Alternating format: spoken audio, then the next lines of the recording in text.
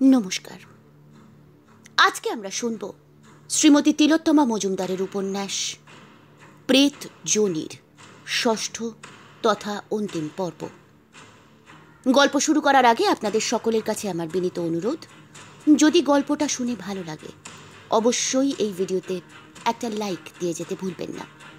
এছাড়াও যদি এখনো অবধি একজে ছিল প্রিয়াঙ্কায় সাবস্ক্রাইব না করে থাকেন তাহলে সাবস্ক্রাইব করে বেল নোটিফিকেশনটি টিপে রাখুন, যাতে ভবিষ্যতে চ্যানেলে নতুন গল্প বা চলতি গল্পের নতুন পর্ব আপলোড হওয়া মাত্রই তার নোটিফিকেশন আপনাদের ডিভাইসে পৌঁছে যায়।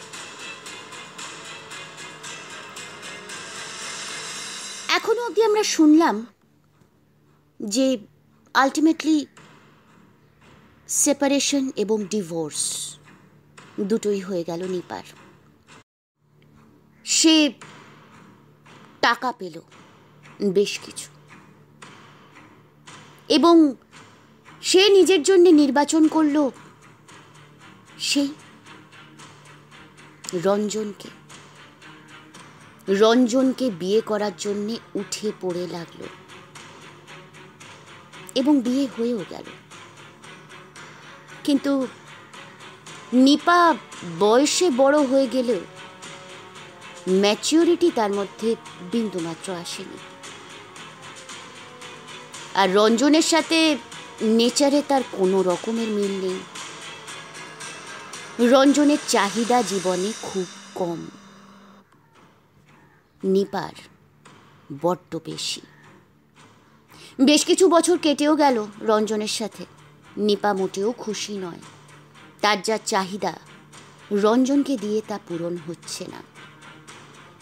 একটি মেয়ে হলো ওদের, আগের পক্ষের ছেলে এবং এই মেয়ে দুজনকে নিয়ে নিপা আমেরিকা চলে যেতে চায়। রঞ্জনের মাথায় বাজ, কিন্তু নিপা রঞ্জনের পিঠ পিছনে যাওয়ার সব বন্দোবস্তও করে নিয়েছে।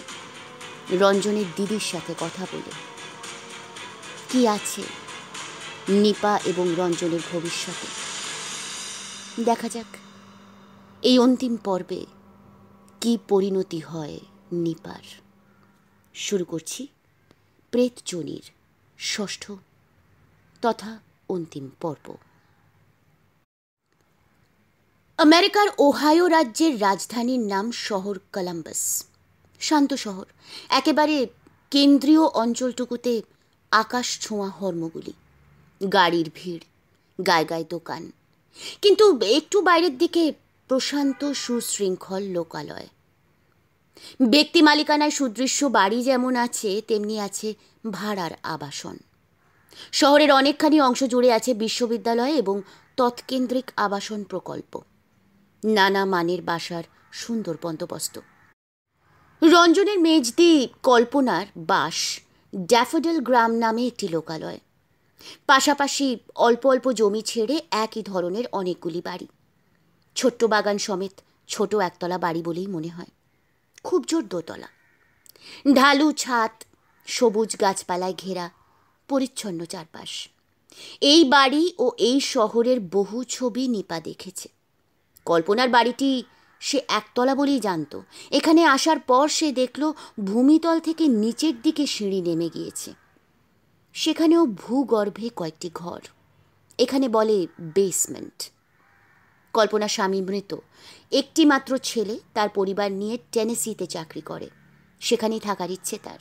কল্পনা স্বগৃহে একা বসবাস করেন। নিপা বলল, ভয় করে না? কিসের ভয়? এখানে বোতাম টিপলেই সাহায্য চলে আসে। প্রতিবেশীরা আমাদের দেশের মতো গায়ে পড়া কৌতূহলী নয়, কিন্তু সাহায্য চাইলে করে দেয়। তা তোমার বাবা মা কেমন আছেন? আমাদের তো মা চলে গেল, জানি না বোনেরা আবার কবে একত্র হবে। তোমরা এসে পড়েছ, ভাইটাকে কাছে পাচ্ছি, ভারী আনন্দ হচ্ছে। আমি তো ভাবতেই পারিনি তার কাজকর্ম ফেলে সে এদেশে আসতে রাজি হবে। রাজি ছিল না, আমাদের টানে এসেছে। আমাকে শর্ত দিয়েছে, দেশের কাজে দলের কাজে যখনই তার প্রয়োজন মনে হবে তাকে যেতে দিতে হবে। তাই কি আর হয় ভাই? এখানে কাজ ফেলে যাওয়া সোজা না। তোমরা যে এই সিদ্ধান্ত নিলে তোমার বাবা মা কি বললেন? মা বললেন তুমি আবার একটা ভুল সিদ্ধান্ত নিলে। বাবা অবশ্য বললেন রঞ্জন থাকলে চিন্তা নেই, কিন্তু ও দেশে কি সে থাকতে পারবে? আমারও তো সেই ভাবনা। যাই হোক, এসে যখন পড়েছ আস্তে আস্তে ধাতস্থ হও। বাচ্চাদের বিদ্যালয় দিতে হবে, গাড়ি চালানো শিখতে হবে।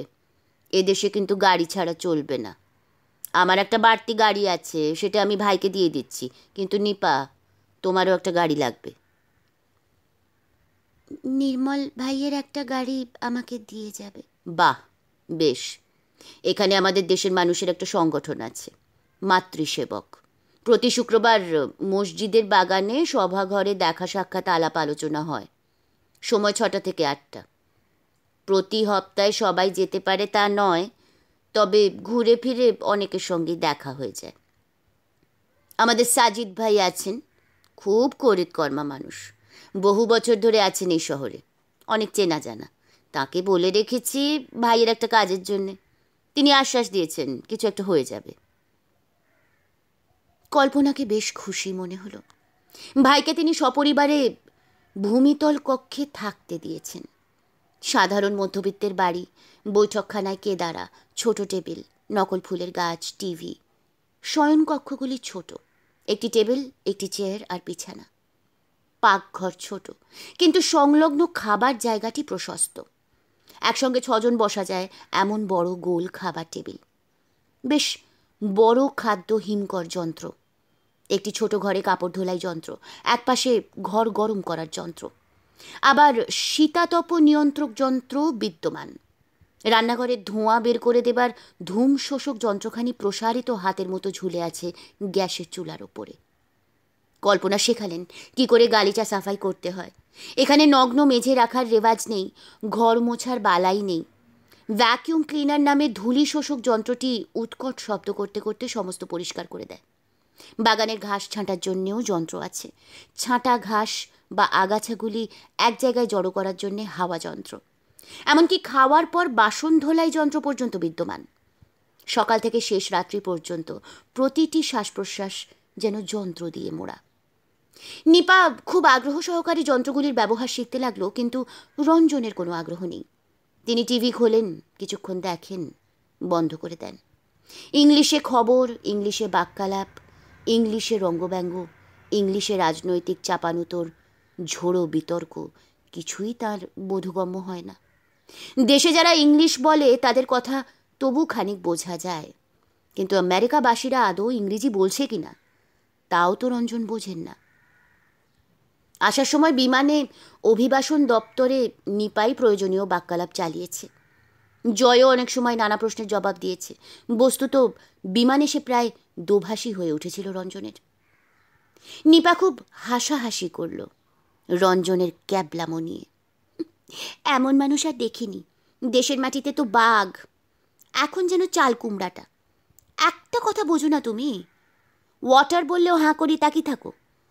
অচল, একেবারে অচল তুমি, বুঝেছ? কল্পনা নিজে গাড়ি চালিয়ে তাদের নিয়ে ঘুরিয়ে দিলেন গোলাপ বাগান, রাজকুমারীর হ্রদ, জার্মান গ্রাম, প্রজাপতি কানন এবং গাছগাছালিতে ভরা হ্যারিস কানন। শহরের চওড়া রাস্তা, সুন্দর ছবির মতো বাড়ি। এই জুন মাসে এই দেশের গ্রীষ্ম ঋতুতে ঝলমলে দিন আর গভীর নীল আকাশ। পথের ধারে ধারে আপনিই ফুটে আছে হলুদ সাদা কমলা রঙের ফুল। লোকের বাড়ির সামনে কি সুন্দর ফুলের সমারোহ। কত বড় বড় মাঠ এ শহরে। কোথাও বিশ্ববিদ্যালয়ের চাষ বিভাগের ক্ষেত, দিগন্ত বিস্তৃত ফসল ফলে আছে। কোথাও পশু চিকিৎসা বা পশুপালন বিজ্ঞান বিভাগের চারণভূমি। কোথাও গরু চড়ছে, কোথাও ভেড়া কিংবা ঘোড়ার দল। পথের ধারে কিংবা কত শত জলাশয়ের পাড়ে নিশ্চিন্ত ঘোরাফেরা হাঁকডাক করছে বড় বড় হাঁসেরা। কেউ তাদের বিরক্ত করছে না, তারাও মানুষকে ভয় পায় না। একটি কবরস্থানের পাশ দিয়ে যাবার সময় কয়েকটি হরিণ দেখে আনন্দে হাততালি দিয়ে উঠল নিপা। স্বল্পভাষী জয় পর্যন্ত উত্তেজিত প্রশ্ন করল, মেজ পিসি, এখানে হরিণ কেন? ওপারে ওই দোকানপাটের পেছনে গাছপালা দেখতে পাচ্ছ তো, ওখান দিয়ে চলে গেছে ওলেনট্যাঞ্জি নদী। তার পাড়ে অভয়ারণ্য, নানা রকম জীবজন্তু আছে। হরিণের দল ঘাস খেতে খেতে এই কবরখানা পর্যন্ত চলে আসে। ওরা ভয় পায় না? না, এখানে পশু পাখিদের উত্ত্যক্ত করলে শাস্তি পেতে হয়। এদেশের আইন কানুন খুব কড়া, বুঝেছ? গাড়ি থামিয়ে দিয়েছিলেন তিনি। তার আগে ও পরে সমস্ত গাড়ি চুপচাপ ধৈর্য ধরে অপেক্ষা করছিল। হরিণের দল কাচ্চা বাচ্চা নিয়ে ধীরে সুস্থে রাস্তা পার হলো। বব এভান্স নামে একটি রেস্তোরাঁর পাশ দিয়ে তারা জঙ্গলের দিকে চলে গেল। গাড়িগুলি আবার চলতে শুরু করলো। এর মধ্যে একদিন নির্মল এসেছিল তার পুরনো গাড়ি নিয়ে।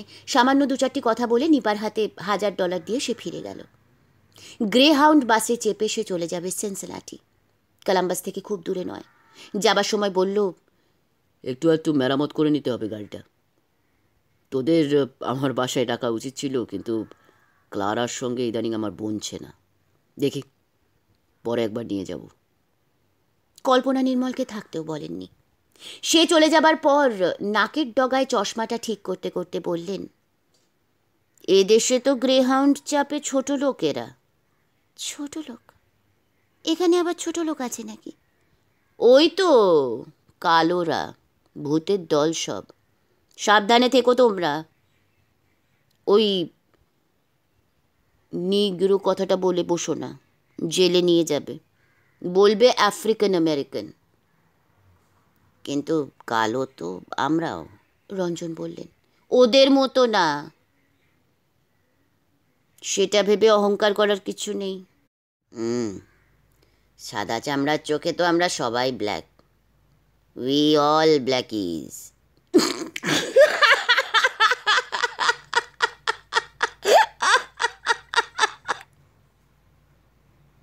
নিপা বিশ্রীভাবে হেসে উঠল।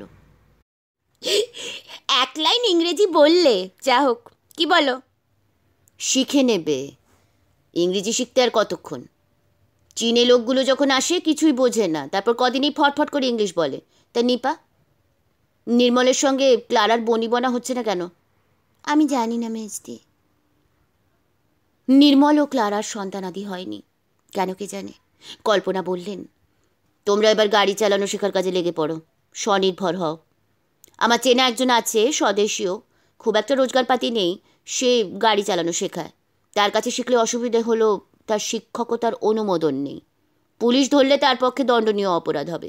তাই কোনোভাবেই বলা চলবে না যে সে গাড়ি চালানো শিখিয়ে টাকা নিচ্ছে। বলতে হবে বন্ধু লোক এমনি শেখাচ্ছে। দরকার কি? বেআইনি পথে যাবার তো দরকার নেই। এই তুমি চুপ করো তো। সুবিধা কি সেটা আগে শুনি। সুবিধা এই যে জগৎ ভাইয়ের কাছে শিখলে অর্ধেক খরচে হয়ে যাবে। তবে তাই করব। রঞ্জন চুপ করে রইলেন। ঢালিবাড়ি থেকে প্রাপ্ত অর্থের যা ছিল সমস্ত ডলার করে এনেছে নিপা। রঞ্জনের জমানো অর্থ সামান্যই ছিল, তা রাখা আছে দেশে ফিরে ব্যবহারের জন্য। নিতা রঞ্জনকে কিছু ডলার দিতে চেয়েছিল, বলেছিল, আপনি স্বাধীন মানুষ, সবসময় নিপার কাছে চাইতে ইচ্ছা করবে না, এইটুকু তো আপনাকে দিতে পারি। এখন না, কথা দিচ্ছি প্রয়োজনে তোমার কাছে চাইতে দ্বিধা করব না। কি মনে হয় কখনো ফিরে আসবেন? আসব। অত সহজ হবে না। আপনি এখন দাঁড়ের পাখি, শিকলি দিয়ে বাঁধা। পাখি তার চরিত্র ভোলে না নিতা। আমৃত্যু ঠোঁট দিয়ে পায়ের শিকল কাটার চেষ্টা করে। আজকাল তো শিকলেও বাঁধে না পাখিদের, কেবল ডানা ছেঁটে দেয়। বাইরে থেকে দেখে মনে হয় স্বাধীন পক্ষী, বুঝি স্বেচ্ছায় বসে আছে, ভালোবেসে উড়ে যাচ্ছে না। ডানা তো আবার গজায় নিতা। ছেঁটে দেবার আগে লড়াইটা তো করব। বিনা সংগ্রামে সারা জীবন দাসত্ব করব না আমি। আপনি থাকবেন না, বড় অসুবিধায় পড়ব। না নিতা, তুমি উদ্যোগী মেয়ে, সব বাধা পার হয়ে যাবে তুমি। হাসপাতালের কাজটা কত এগিয়ে নিয়েছো দেখছি তো। সে তো আপনি পাশে ছিলেন বলে পেরেছি। আমি তো সর্বদাই আছি নিতা। আজ তার মনে হতে লাগলো, সত্যি কি নিতার কাজে সঙ্গী হয়ে আছেন তিনি? কোথায়, কিভাবে, আর এখানেই বা তিনি কি করছেন? সমস্ত দেখে শুনে নিজেকে বড় নগণ্য লাগলো তার। নিপা নিজের টাকা ডলার করে এনেছে, খরচের অধিকারও তার। বেআইনি কোনো কিছু করা রঞ্জনের পছন্দ নয়। তিনি নির্বিবাদে ঘুরে ঘুরে বেড়াতে লাগলেন মেসি, মায়ার, ওয়ালমার্ট, স্যামস ক্লাব, টার্গেট, কোলস বা কোট ফ্যাক্টরি নামের বাজারগুলিতে। নিপার ছেলেমেয়েরা মুগ্ধ হয়ে দেখতে লাগলো। জিনিস জিনিস আর জিনিস। এখানকার চাকচিক্য, সাজসজ্জা, পরিচ্ছন্নতা সমস্ত দেখে আমেরিকা দেশটিতে চলে আসার সার্থকতা অনুভব করে আনন্দে বিহ্বল হয়ে গেল নিপা। নিজের পুতুল পুচকাকে বুকে জড়িয়ে রঞ্জনের নিরুৎসুক নিরানন্দ মুখের দিকে তাকিয়ে নিনা বলে উঠল, তোমার ভালো লাগছে না বাবা? দেখো পুচকাও কত খুশি। পুচকা কেন খুশি জানো মা? আমেরিকায় তার জন্ম, সে জন্মভূমিতে ফিরে এসেছে তাই। জন্মভূমি? পুচকার জন্মভূমি এটা? তাহলে আমার? তোমার, আমার, আমাদের সবার জন্মভূমি হলো সেই দেশ যেখানে আমরা ছিলাম, যেখানে আবার ফিরে যাব। নিপা একেবারে হেসে গড়িয়ে পড়ল। জয়কে এক হাত জড়িয়ে পড়ল। তোর বাবার খালি দেশ আর জন্মভূমি। দাঁড়িয়ে আছে দেখ, যেন কাকতাড়ুয়াটা, বাঁশের ডগায় মাটির হাঁড়ি। জন্মভূমি মাতৃভূমি করে ভুল শিক্ষা দিও না তো। আর কি দিয়েছে তোমাকে তোমার জন্মভূমি? খালি আমাশা আর গাঁদাল পাতার ঝোল, নয়তো পেট ফাঁপা আর থানকুনি পাতার রস। মানুষ যেখানে ভালো থাকে সেটাই আমার দেশ। সবে তো শুরু নিপা, ভালো থাকো কিনা দেখো। আমরা তিনজন তো ভালোই থাকবো ভাই, শুধু তুমিই থাকবে না। কিন্তু 2 মাসকাল পেরোতেই নিপা ভালো না থাকার অনুযোগ শুরু করল। খুব এই দেশের বিরুদ্ধে নয়, কল্পনার বিরুদ্ধে। তার নেলস অ্যান্ড পেডিকিওর নামে রূপচর্চা কেন্দ্রে শিক্ষানবিশ হিসেবে যোগ দিয়েছে নিপা। সেই সঙ্গে তাকে পড়াশোনা করতে হচ্ছে, কারণ নৌকো পায়ের যত্ন বিষয়ে তাকে বহুতর জ্ঞান অর্জন করে পরীক্ষায় উত্তীর্ণ হতে হবে। এদেশের বিধিসম্মত পরীক্ষা পাশের শংসাপত্র ছাড়া নিপারা একটিও বৈধ পেশায় যুক্ত হতে পারবে না। অতএব সময় থাক বা না থাক, বুঝতে অসুবিধে হোক বা না হোক, পড়তে হবে, পরীক্ষা দিতে হবে। নিপার পাঠক্রম যথেষ্ট গুরুভার। সেই পাঠক্রমের মধ্যে পায়ের হাড় ও পেশির ধারণা, নানাবিধ চর্মরোগ, সংক্রমণ, নখের রোগ, গড়ন, সমস্ত কিছু আছে। ভোর 4টে নিপা উঠে পড়ে, রান্না করে, ময়লা পোশাক যন্ত্রে ধুলাই করে, সবাইকে চা নাস্তা দেয়, ছেলে মেয়েকে বিদ্যালয়ে পাঠাবার জন্য তৈয়ার করে, নিজে তৈরি হয়। অতঃপর কল্পনার সঙ্গে নেলস অ্যান্ড পেডিকিওরে যায়। গাড়ি চালানো শিখে চালকের স্বীকৃতিপত্র সংগ্রহের পরীক্ষায় নিপা ফেল করল, কিন্তু রঞ্জন পাশ করে গেলেন। যদিও 3টি জায়গায় চাকরির চেষ্টা করেও তিনি বিফল হয়েছেন। অতএব নিপাকে আবার পরীক্ষা দিতে হবে, রঞ্জনকেও আবার চাকরি খুঁজতে হবে।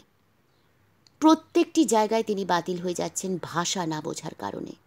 আর সেই সব চাকরি বিধিসম্মত নয়, ন্যায়সঙ্গত মজুরিও সেখানে মেলে না। রঞ্জন অবৈধতা ও অন্যায়ের পক্ষে বা বিপক্ষে, তাতে কিছু এসে যায় না। তাকে কিছু একটা করতে হবে, এবং তার কাছে নির্বাচন করার মতো সুযোগ অমিল। দেশ থেকে রূপচর্চার প্রশিক্ষণ নিয়ে এসেছিল নিপা, তার কোনো মূল্যই পেল না এখানে। সকাল 9টা থেকে বিকেল 5টা পর্যন্ত তাকে সারাক্ষণ খাটায় তার প্রশিক্ষক মহিলা অ্যানি। কল্পনা তা দেখেও দেখেন না। কাজের জায়গায় তার অন্য রূপ। নিপা যে তার ভাইয়ের বউ, এ কথা তার মনেই থাকে না। বাড়িতে ফিরেই নিপা আবার সংসারের কাজে লেগে পড়ে। ফাঁপা যন্ত্রে ঘর সাফাই করে, এক ফাঁকে ঘণ্টাখানেক গাড়ি চালিয়ে আসে। রঞ্জন স্বীকৃতিপত্র পেয়ে যাওয়ার সুবিধে হয়েছে এই যে খরচা করে জগৎ ভাইয়ের সাহায্য আর নিপাকে নিতে হচ্ছে না। রাতের খাবার ব্যবস্থা করা, কাঁচা কাপড় ইস্ত্রি করা, বাসন মাজা, সব কাজ নিপার। যন্ত্রে কেবল থালাবাটি গ্লাস ধোয়া যায়, হাঁড়ি কুড়ি একেবারে দেশি প্রথায় হাতে মাজতে হয়। রাত্রি 10টায় যখন খানিক পড়ার অবকাশ পায়, তখন নিপার চোখ ক্লান্তিতে ঘুমে জড়িয়ে আসে। 2 মাসের অন্তে নিপার প্রতি কল্পনার ব্যবহার রুক্ষ হয়ে উঠল। কথায় কথায় দোষ ধরেন, সমালোচনা করেন। জয় এবং নিনার প্রতিও তার রুক্ষতা প্রকাশ পেতে লাগলো। তারা সারা দিন নিপাকে পায় না। রাতে খানিক কাছে কাছে থাকতে চায়, কল্পনার তা পছন্দ নয়। তিনি বলেন, যাও এখান থেকে, মাকে কাজ করতে দাও। শুধু নিজের ভাইয়ের প্রতি তার আহ্লাদের অন্ত নেই। দিদির ফোন থেকে দেশের বিবিধ ব্যক্তির সঙ্গে ঘণ্টাকাল ব্যাপী কথা বলেন রঞ্জন। কল্পনা কিছুই বলেন না। নিপা ফোন করলেই সামনে এসে দাঁড়িয়ে থাকেন। কখনো বলে বসেন, তাড়াতাড়ি কথা শেষ করো নিপা। জয় একদিন বলেই ফেলল, মাকে রাত দিন খাটাচ্ছ আর মা ফোনে একটু কথা বললেই দোষ। নিপা তাড়াতাড়ি শাসন করল জয়কে। রঞ্জন একান্তে বললেন, 2 মাসে বাড়িতে পড়ে আছি, মেজদির হাতে খরচ বাবদ কিছু দেওয়া উচিত আমাদের। তার পরিবর্তে আমি যে বেগার খেটে দিচ্ছি? সেটা তোমার কর্তব্য নিপা। কর্তব্য? তুমি করো না কেন? কোনো কাজই তো জানো না, শেখার ইচ্ছেও নেই। এখনো একটা কাজ জোটাতে পারলে না। আর কিরকম পুরুষ মানুষ তুমি? আমি তো বলেছিলাম তোমাকে নিপা, আমি এই দেশে অচল। তবে আর কি, অচল পয়সা হয়ে পড়ে থাকো। দিদি না চাওয়া পর্যন্ত $1 আমি দেব না। আগে তো তোমাদের মাসে মাসে ডলার পাঠাতো, তোমার মা থাকতে পাঠায়নি? তা আমরা এ কদিন আছি বলে সব খেয়ে ফেলছি নাকি? আমাকে যে দোকানে খাটায়, বেতন দেয়? না হয় প্রশিক্ষণ নিচ্ছি তাই বলে সামান্য পারিশ্রমিকও দেবে না? এর মধ্যে কতগুলো ডলার আমার খরচ হয়ে গেল। তোমাকে দিয়েছে তো একটা লজ্জরে গাড়ি, ওটা নেওয়ার চাইতে একটা হাত ফেটা পুরনো গাড়ি কিনে নেওয়া ভালো। সে না হয় দেখা যাবে। আগামী মাসে ফিরোজের দোকানে কাজ শুরু করব, কথা হয়েছে। ওখানে তো বাঙালিরাই যায় মাছ কিনতে। মাছ মাংস কাটা শিখতে হবে, সে শিখে নেব না হয়। কত দেবে কিছু বলল? 500 দেবে। মাত্র? একেবারে কিছু না করার চেয়ে তো ভালো। এ তো বেআইনি। এদেশে দৈনিক ন্যূনতম বেতন বেঁধে দেওয়া হয়েছে, তার নিচে তো কেউ দিতে পারে না।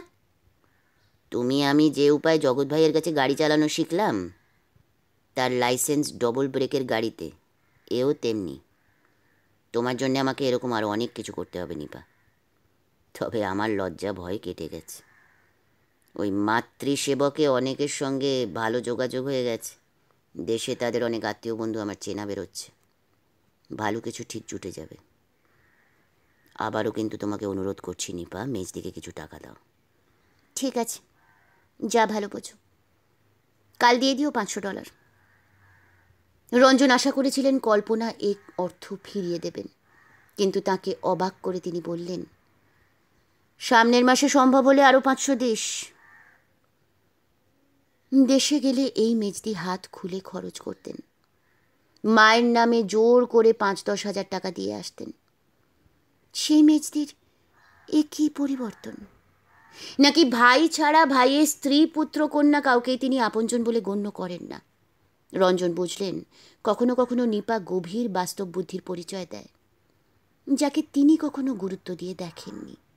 রঞ্জন অত্যন্ত লজ্জিতভাবে বললেন, আসলে আমরা তো কেউই রোজগার করছি না, নিপার জমানো সব, আমরা 4 জন লোক। তোমার খুব চাপ হয়ে যাচ্ছে তাই না মেজদি? আমেরিকানরা ভাবতেই পারে না কেউ কারো বাড়িতে সপরিবারে এসে মাসের পর মাস থাকছে। রঞ্জনের কান গরম হয়ে উঠল। সত্যি কি এদেশে এসে খুব ভালো আছে নিপা? এরপর কি এখানে থাকা যায়? নিপা হঠাৎ বলে উঠল, প্রশিক্ষণ খালে অন্যদের তো আপনি $600 করে দেন মেজদি। আমার কি আপনার কাছে $1200 প্রাপ্য হয় না? না, হয় না। আমার যে বাড়িতে তোমরা আছো সেরকম থাকতে গেলে মাসে কত লাগে জানো? কম করে $2200। খাবার খরচ তো বাদই দিলাম, তোমাদের জামা কাপড় ধোয়া, বিদ্যুতের খরচ, এটা ওটা। যাও না, আলাদা থাকো গিয়ে, টের পাবে কত ধানে কত চাল। ও, আর আমি যে আপনার সংসারে সব কাজ করে দিচ্ছি তার মূল্য ধরুন। এদেশে আমারও 3 মাস হতে চলল মেজদি। আমার মতো একটা ঝি রাখতে গেলে আপনার মাসে $3000 লাগবে, তার বেশিও লাগতে পারে। তার মানে আপনার কাছে আমার মাসে $3600 প্রাপ্য। আমাদের জন্য আপনার খরচ খুব জোর 1200। বাকি টাকাটা কি হবে? নিপা চুপ করো। নিপা আজ ক্ষেপে উঠেছে। প্রবাসে আশ্রয়দাত্রীর সঙ্গে সে ঝগড়া করতে লাগলো। একেবারে আকুণ্ড কুণ্ড হয়ে উঠল সেই বিবাদ। রঞ্জন মাথায় হাত দিয়ে বসে পড়লেন।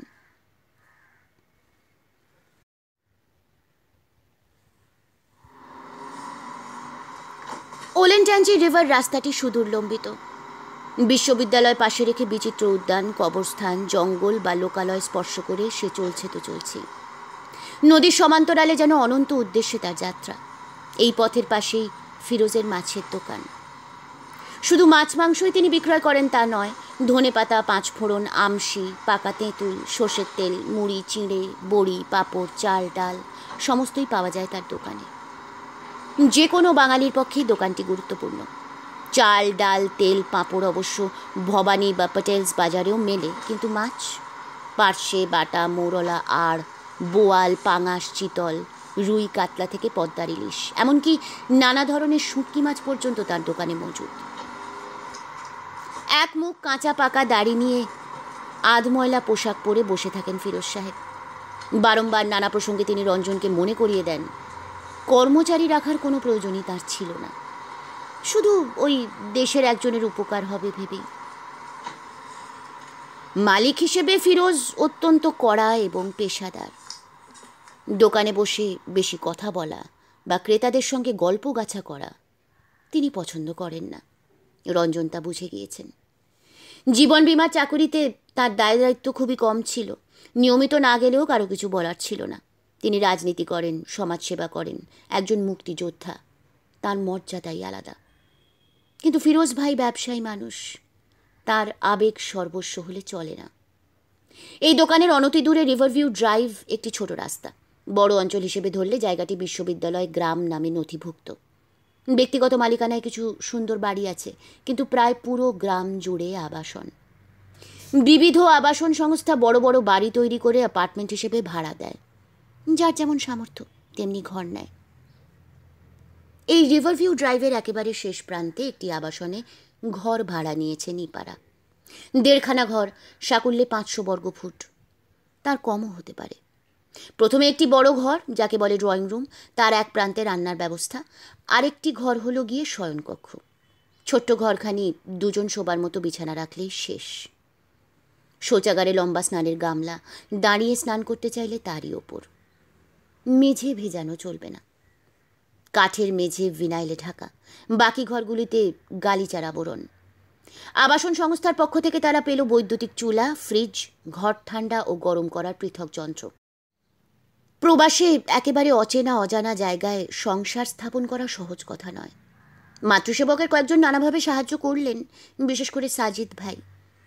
বয়সে তিনি রঞ্জনের চেয়ে অল্পই বড়। দুজনের বন্ধুত্ব হয়ে গেল। তিনি খোঁজ করে করে কার একটি পুরনো খাট সংগ্রহ করে দিলেন। নিজের একটি গদি আঁটা সোফা দান করলেন। বললেন, এ দেশে পুরনো জিনিস নেওয়ার মধ্যে কোনো লজ্জা নেই। ওই যে আবর্জনা ফেলার জায়গা, ওখানে লোকে অনেক ভালো ভালো প্রয়োজনীয় বস্তু রেখে দিয়ে যায়। যার দরকার সে তুলে নেয়। সংসারের পক্ষে দরকারি সমস্ত কিছু তোমরা ওখানে পেতে পারো। নিজেই উদ্যোগ করে একদিন নিয়ে গেলেন একটি গ্যারাজ সেলে। কোনো পরিবার কোনো কারণে নিজের জিনিসপত্র বেচে দিতে চায়, নামমাত্র মূল্যে অনেক কিছু কিনে ফেলল নিপা। টিভি, টুল, টেবিল, তাক, চিনিমাটির বাসনপত্র। 2টি গাড়ির ট্রাঙ্কে ভরে সেই সব নিয়ে আসা হলো। নিপাকে বেশ খুশি খুশি লাগছিল। আমেরিকায় তার নিজের সংসার, আস্তে আস্তে ভরে উঠছে জিনিসপত্রে। $450 ভাড়া বাড়িটার, বিদ্যুৎ খরচা আলাদা। 2খানা গাড়ি তাদের। মেজদির দেওয়া গাড়িটা শেষ পর্যন্ত নিয়েই এসেছে সে। বুড়ি তাকে প্রচুর খাটিয়েছে, অনেক কটূক্তি করেছে সেই কলহের রাত্রে। এমনকি এই কথাও বলেছে যে নিপার দুর্ব্যবহারেই তাদের মা মারা গিয়েছে। রঞ্জনের জীবনে সে নাকি শনি হয়ে ঢুকেছে। রঞ্জন কোনো কথার প্রতিবাদ পর্যন্ত করেননি। স্ত্রীর পক্ষ নিয়ে একটি কথাও বলেননি। শুধু বলে গিয়েছেন, তোমরা কি চুপ করবে? চুপ করবে তোমরা? এরপরে আর মেজদির বাড়িতে থাকা যায় না, তারা বুঝতে পারছিল। পরের দিনই রঞ্জন বাড়ি খোঁজা শুরু করেছিলেন। কিন্তু দোকানে যাবার পর কল্পনা যখন বললেন, আমি চাই না আমার দোকানে আর আসো তুমি, অ্যানিকে বলে দিচ্ছি একটা শংসাপত্র উনি তোমাকে লিখে দেবেন, কেঁদে ফেলেছিল নিপা। সে দেশ থেকে স্থির করে এসেছিল রূপচর্চার কালকৌশল শিখে সেই দেশে উপার্জন করবে। এই বিদ্যাই ছিল তার অন্ন সংগ্রহের একমাত্র উপায়। অসহায়তায়, অপমানে সে কেঁদে ফেলেছিল। অ্যানি বলল, Why are you crying? এখন লোকেলে কি ভাববে? শিগগির চুপ করো। What's your problem? তারা যে আশ্রয়হীন হতে যাচ্ছে, কর্মসংস্থানের পথ সে হারাতে বসেছে, সে কথা বলে ফেলল নিপা। অ্যানি কিছুক্ষণ চুপ করে থেকে বলল, আমার এক বন্ধু ম্যাকডোনাল্ডসে একটি শাখায় কর্তা, জো।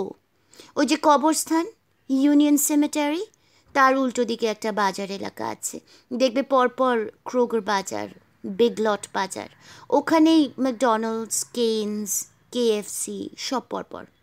আমি জোকে বলে রাখবো, তুমি গিয়ে দেখা করো, ওরা প্রায়ই লোক নেয়। তোমার মঙ্গল হোক।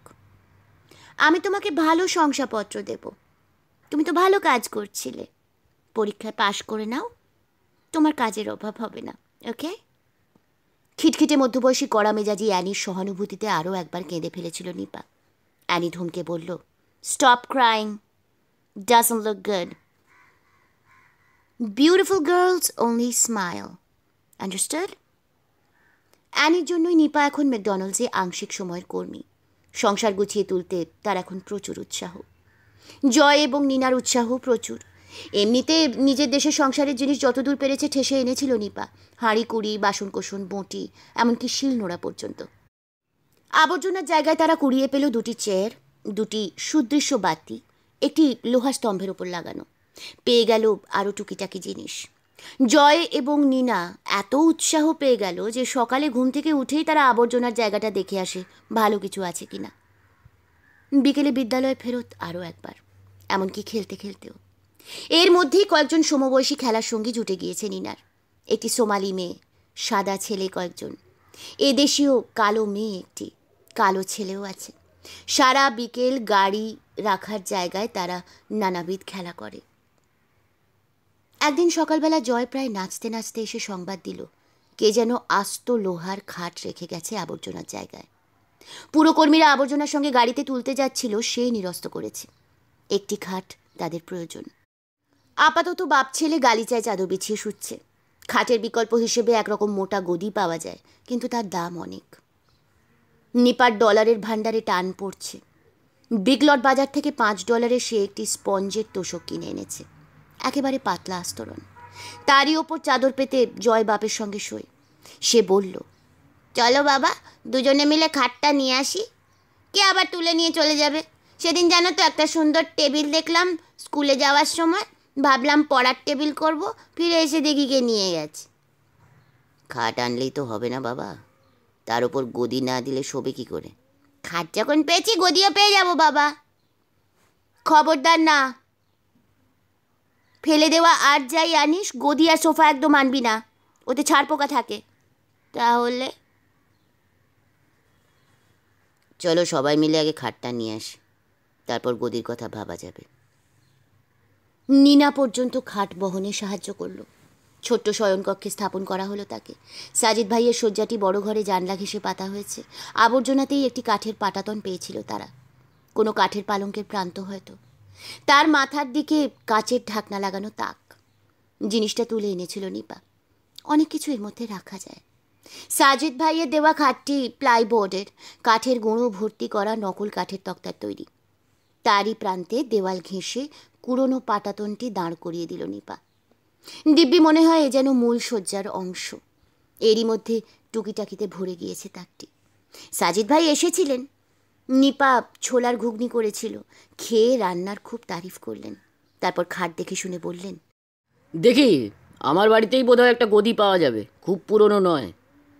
$100 যদি দিতে পারেন তো দিয়ে দেবো আপনাদের। $100? নিপা রাজি হয়ে গেল। আমেরিকা আসার প্রস্তাব এবং সংকল্প থেকে শুরু করে এই পর্যন্ত নিপাই সমস্ত সিদ্ধান্ত নিয়েছে। আর রঞ্জন নিপার ইচ্ছে মিলিয়ে চলছেন। কী বা করার আছে তার? নিপাকে আশ্রয় ও নিরাপত্তা দেওয়ার কথা ছিল। তিনি নিজের দেশে সাধ্যমতো তা দিয়েছেন। এদেশে নিপার জীবনে তার ভূমিকা অতি নগণ্য। কোনো ক্রমে $500 ঘরে আনছেন, তুলে দিচ্ছেন নিপার হাতে। নিপা 4 ঘন্টা ম্যাকডোনাল্ডসে কাজ করে প্রায় 1200 রোজগার করছে। বাড়ি ভাড়া দিয়ে খেয়ে পড়ে মোটামুটি দিন চলে যাচ্ছে। কিন্তু সত্যি কি তারা ভালো আছেন? এই প্রশ্ন রঞ্জনকে তাড়িত করছে। $100 গদি যেদিন এসে গেল, জয় আরাম করে হাত পা ছড়িয়ে ঘুমোলো তার কুড়িয়ে আনা শয্যায়। বড় ঘরের মেঝে, নিপা যেখানে নিনাকে নিয়ে শোয় তার কাছাকাছি, নিজের বিছানা করে নিলেন রঞ্জন। নিপা বলল, ও ঘরে শুলে না? না, ছেলে বড় হচ্ছে, তার আলাদা ঘর দরকার এখন। বড় কম কথা বলে তো, তাকে এখন ভালোভাবে বোঝা দরকার আমাদের। নিনা ঘুমিয়েছে? হ্যাঁ, ওই পুচকাকে বুকে জড়িয়ে। কাল স্কুল থেকে কোন এক কাননে প্রকৃতি পরিচয় করাতে নিয়ে যাবে তাদের, প্রজাপতি কাননে। সে বায়না ধরেছে পুচকাকে নিয়ে যাবে সঙ্গে। ছেলে মানুষ। আমারও ছিল ওই রকম ডুমু, সারাক্ষণ তাকে নিয়ে থাকতাম। স্নান করানো, ঘুম পাড়ানো, খাওয়ানো। নিনাটা একদম আমার ছোটবেলার মতো। নিপা, আমার কাছে এসো। নিপা নিচে স্বামীর কাজ ঘেঁষে শুয়ে পড়ল। রঞ্জনের রোগা হাত তার উপাধান, কাকতাড়ুয়ার মতো দেহটি কোলবালিশ। রঞ্জন বললেন, আমার কি মনে হয় জানো নিপা, তুমিও সেই নিনার বয়সেই পড়ে আছো। কি করো, কি চাও, কিসের পেছনে ছুটছ, নিজেও জানো না। সাবানের বুদবুদ উড়িয়ে বাচ্চারা তাকে ধরতে ছোটে, তেমনি। না রঞ্জন, আমি শুধু ভালো থাকতে চাই, সুখে, শান্তিতে, অর্থে, বৈভবে। এটা কি সত্যিই ভালো থাকা নিপা? আমরা কি ভালো আছি? এভাবে লোকের দাক্ষিণ্য নিয়ে কুড়িয়ে আনা ব্যবহার করা জিনিসে ঘর ভরিয়ে বাচ্চা দুটো পর্যন্ত আবর্জনা থেকে জিনিস কুড়োতে শিখে গেল এই কদিনে। যে দেশের যা নিয়ম রঞ্জন, এখানে কেউ কিছু মনে করে না। এক মানুষের জিনিস অন্য মানুষের কাজে লাগছে। জয়, নিনা তারা খোদ আমেরিকায় শিক্ষা পাচ্ছে। থাকার জায়গাটাও খুব একটা খারাপ না তো, একটু ছোট, এই যা। কিন্তু তোমাদের ওই আরশোলা ইঁদুর ভর্তি বাড়ি, ইট খসে পড়ছে, অন্ধকার গোসলখানা, তার চেয়ে এখানে ভালোই আছি রঞ্জন। আর ভালো থাকবো যদি তুমি রোজগারটা বাড়াও। কিভাবে বাড়াবো তাই তো বুঝে পাই না। এখানে কিছুই যেন তুমি বুঝে পাও না। দেশে লোকে তোমাকে বলে বিচক্ষণ, বুদ্ধিমান। চিরকাল এই অবস্থা থাকবে নাকি আমার? একদিন আমারও ঘর বাড়ি হবে, দামি গাড়ি হবে, ছেলে মেয়ে প্রতিষ্ঠিত হবে। খারাপ থাকা কাকে বলে তুমি জানো না রঞ্জন, আমি জানি। মনুষ্যদের বাসায় আমি খারাপ ছিলাম। দেশে আমাদের আলাদা সম্মান ছিল, লোকে মানমর্যাদা দিত। তোমার বাবা কত মান্যবর ব্যক্তি, তোমার ভাই বোনেরা, গ্রামে তোমাদের পরিবার একটা হাসপাতাল চালায়। আর তুমি এখানে কি করছো? লোকের পায়ের ময়লা সাফ করা শিখছো, রেস্তোরাঁয় বেয়ারার কাজ করছো। দেশে লোকে তোমাকে মর্যাদা দিত, বাবাকে, বড়দিকে, মাকে দিত, আমাকে নয়। আর আমি তো জানতাম তোমার রাজনৈতিক আদর্শ হলো সব পেশাকে মর্যাদা দেওয়া। ওখানে রিক্সাওয়ালা, মুচি, ম্যাথরের গলা জড়িয়ে ধরে নিজেকে সাম্যবাদী প্রমাণ করেছ। এখানে বুর্জোয়া আত্মসম্মান মাথাচাড়া দিয়ে উঠল নাকি? হ্যাঁ, আমি লোকের পা ধুয়ে দেওয়া শিখছি। হাজা ধরা, ছ্যাতলা পড়া, কুনি স্যাঁতানো পা ঘষে মেজে সুন্দর করে দিয়ে, এতে লজ্জার কি? দেশে তো অতিথির পা ধুইয়ে দেবার রীতি এখনো আছে গ্রামে গঞ্জে। আমি তো চুরি করছি না, ঠকাচ্ছি না। পরিশ্রম করবো, পয়সা পাবো, এতে তোমাদের মানে লাগে কেন? রঞ্জন চুপ করে রইলেন। নিপা বলে চলল, আমার জীবন তো সোজা পথে চলেনি রঞ্জন, আমি তার জন্যে দায়ী। স্বপ্নের পেছনে ছুটতে ছুটতেই হয়তো একদিন আমার দিন ফুরিয়ে যাবে। তবু আমি যতদিন বাঁচব স্বপ্ন দেখব। জানো, আমাদের দেশের বাড়িতে একটা খুব সুন্দর পালঙ্ক ছিল। আমি ভাবতাম ওটা আমার জন্যে। কেন জানি না, আমার ধারণা হয়েছিল শুধু সুন্দরীরাই ওতে শুতে পারে। আজ আমার ঘর ভরেছি কুড়িয়ে আনা পুরনো লোহার খাটে, কিন্তু একদিন ওই রকম পালঙ্ক হবে আমার। আমি জানি আমার স্বপ্নগুলো তোমাদের মতো না। খুব দ্রুত পাল্টে যাচ্ছিল চারপাশ। বাংলার মতো 6 ঋতুর সমারোহ এখানে নেই। গ্রীষ্ম চলে গেল, গ্রীষ্মের মধ্যেই ঝড়ঝঞ্ঝা বর্ষণ চলতে লাগলো। তারপর একদিন বড় বড় বৃক্ষের পাতাগুলি সবুজ থেকে হলুদ, লাল, খয়েরি হয়ে যেতে লাগলো। মেপল পাতা যেন দিকে দিকে জ্বলে উঠেছে বর্ণিল আগুন। এখানে বলে ফল ঋতু। ফল অর্থাৎ পাতা ঝরার কাল। হাওয়া বইতে লাগলো হিমেল। বৃক্ষগুলির তলায় প্রতিদিন জমে থাকে শুকনো পাতা। গৃহবাসী লোক যে যার এলাকার শুকনো পাতা জড়ো করে বিশাল কাগজের ঠোঙায় পুড়ে রাস্তার ধারে রেখে দেয়। পুরসভার গাড়ি তুলে নিয়ে যায়। আবাসনগুলিতে এইসব কাজের জন্য লোক আছে। এরই মধ্যে একদিন নির্মল এসে বেশ কিছু পুরনো শীতের পোশাক দিয়ে গেল, সঙ্গে গান শোনার যন্ত্র আর অনেকগুলি সিডি, ক্যাসেট, সমস্ত রবীন্দ্রসঙ্গীত। আধুনিক গান হলে নিপার ভালো লাগতো বেশি, রবীন্দ্রসঙ্গীত তার বড় ভারী মনে হয়। মা শোনেন বলে তাকেও শুনতে হবে তার কোনো অর্থ নেই। তবে রঞ্জন ভারী খুশি হয়ে উঠলেন। নিপা পরপর 2টি পরীক্ষায় পাশ করলো এই সময়, গাড়ি চালানোর পরীক্ষা এবং পা ও নখের যত্নের পরীক্ষা। সে যখন ম্যাকডোনাল্ডসের কাজ ছেড়ে আবার রূপচর্চা কেন্দ্রের কাজ খুঁজবে কিনা ভাবছে, প্রায়ই আলোচনা করছে রঞ্জনের সঙ্গে, সেই সময় একদিন অ্যানির ডাক এলো দূরভাষে।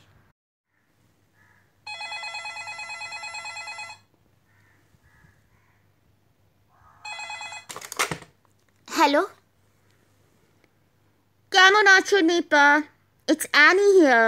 Do you remember me? Annie, কেমন আছো তুমি? আমার নম্বর কোথায় পেলে? I am fine. জো তোমার নাম্বার দিল, খুব প্রশংসা করলো তোমার। ও চাইছে সুযোগ পেলে তোমাকে পুরো সময়ের জন্য নিয়ে নেবে। সেই শুনে আমি তোমাকে ফোন করলাম, ভাবলাম দেখি একবার বলে। নেলস অ্যান্ড পেডিকিওরের দোকান দিয়েছি আমি। তোমার নিজস্ব? এ তো দারুণ ব্যাপার। ড্যাফোডিল গ্রাম ছাড়িয়ে আরও দূরে, নাহানার দিকটায়। তোমার জায়গা থেকে খুব জোর 20 মিনিটের পথ। Do you want to work there? জো বললো তুমি পরীক্ষায় পাশ করেছো। Thank you so much Annie, আমাকে তুমি মনে রেখেছো। খুবই ভালো প্রস্তাব তোমার। Listen, mine is a new business. পুরো সময়ের জন্য তোমাকে নিতে পারবো না আমি, কিন্তু তোমার একটা পরিচিতি হবে, হাতটাও তৈরি হবে। Everything needs a little bit of practice Nipa. ম্যাকে তুমি কখন কাজ করো? ভোর 6টা থেকে 10টা। প্রাতরাশের চাপটা সামলাই, কোনো দিন 11টাও বেজে যায়, তার জন্য বাড়তি মজুরি পাই অবশ্য। Very good. আমার এখানে 1টা থেকে 5টা, ধরে নাও 6টা 7টা পর্যন্ত থাকতে হবে মেবি, অ্যান্ড আইল গিভ ইউ ওভার টাইম। তুমি ধরে নাও অ্যানি আমি যাব, তবে আমার স্বামীর সঙ্গে একবার কথা বলে দেখি। Absolutely sweet heart. তাহলে কবে ফোন করছো? আমার দোকানের নাম্বারটা লিখে নাও। থ্যাংক ইউ অ্যানি, আমি কালই জানাবো তোমাকে। এখন সেলফোনের যুগ। আমার কাছে প্রথম মাসের মাইনে পেয়েই get a cellphone. How are your children? আছে, তোমার স্বামীও ভালো আছেন আশা করি। Do you keep in touch with Kalpana? আমার স্বামী রাখেন, তার তো দিদি। অনেক চিন্তা ভাবনা করে আলোচনা করে নিপা স্থির করলো সে যদি ম্যাকে পুরো সময়ের কাজের প্রস্তাব পায় তবুও নেবে না, বরং অ্যানির দোকানে যোগ দেবে।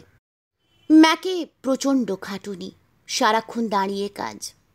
রূপচর্চা কেন্দ্রে তবু বসতে পারবে, লোক কম থাকলে অবসর পাবে। তাছাড়া কাজটা তার পছন্দের। কৃত্রিম নখে নানান নকশা তুলতে তার ভালো লাগে। সাদা মেয়েদের ধপধপে পা পরিষ্কার করে যখন নকশাদার কৃত্রিম নখ লাগিয়ে দেয়, এত সুন্দর দেখায় পাগুলো, নিজেই সে মুগ্ধ হয়ে যায়। মুশকিল হলো সাদা মেয়েদের পায়ে বড্ড চর্মরোগ হয়, নখ কুনি, নখ পচন, কত কি। অথচ কত পরিচ্ছন্ন এই দেশ। তার ইচ্ছা সে মুখের পরিচর্যাও শিখবে, তার জন্য আলাদা পরীক্ষা, আলাদা প্রশিক্ষণ। আপাতত এই ব্যবস্থাই তার পক্ষে সর্বোত্তম মনে হলো। একটা কাজ যদি চলেও যায়, অন্যটা থাকলো, আর সব মিলিয়ে রোজগার তা হয়ে যাবে 1000 রূপচর্চার দোকানে ভালো টিপস মেলে, সবাই মিলে ভাগ করে নিলেও যা থাকে মন্দ নয়।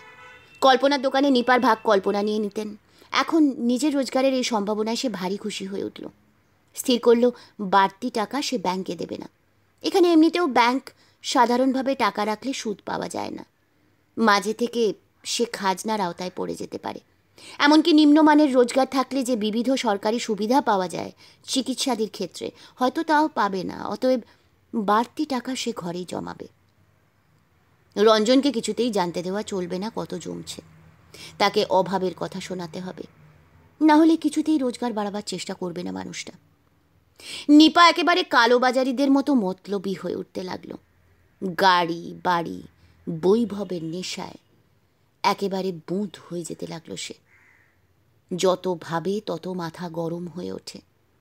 রঞ্জনকে ততই অকর্মণ্য মনে হয়। সে নিজে মাসে $1003 রোজগার করবে। রঞ্জনও যদি করতেন প্রায় সপরিমাণ, অচিরেই তারা বড়লোক হয়ে যেত না?